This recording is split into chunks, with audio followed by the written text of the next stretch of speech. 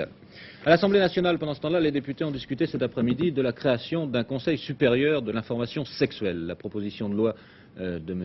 Neuwirth a d'ailleurs été adoptée. Et à cette occasion, M. Poniatowski a confirmé l'installation de 600 centres de consultation ou de conseil familial d'ici la fin de l'année. Le ministre de la Santé publique a également encouragé la recherche pour un perfectionnement des moyens contraceptifs. Et il est revenu aussi sur le problème de l'avortement. L'interruption de grossesse ne saurait en aucun cas être considérée comme un moyen contraceptif. Bien au contraire, sa pratique doit disparaître au profit d'une utilisation consciente et voulue des différentes méthodes de régulation des naissances. L'interruption d'une grossesse, même lorsqu'elle est pratiquée dans les conditions techniques les plus satisfaisantes, comporte des risques. Même avec la méthode la moins dangereuse, par aspiration, dénommée Karman, et qui en fait a été mis au point en 1958 en Chine, des dangers subsistent.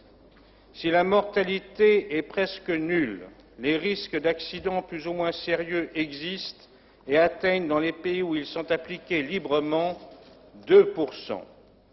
Avec les autres méthodes, les accidents dépassent 4% et comprennent des cas mortels.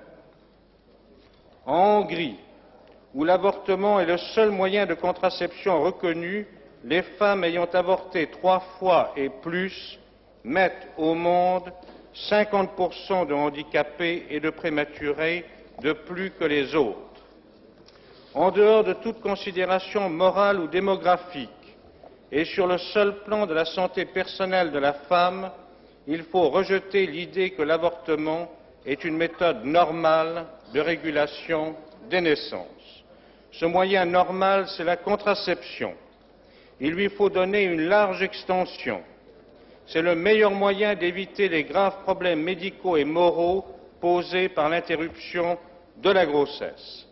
C'est pourquoi, en même temps que le dépôt d'un projet de loi relatif à l'interruption de la grossesse, le gouvernement se propose de prendre un ensemble de mesures importantes en faveur des familles et des mères célibataires qui acceptent d'assumer leur maternité, mais aussi de développer une politique de contraception et de régulation des naissances.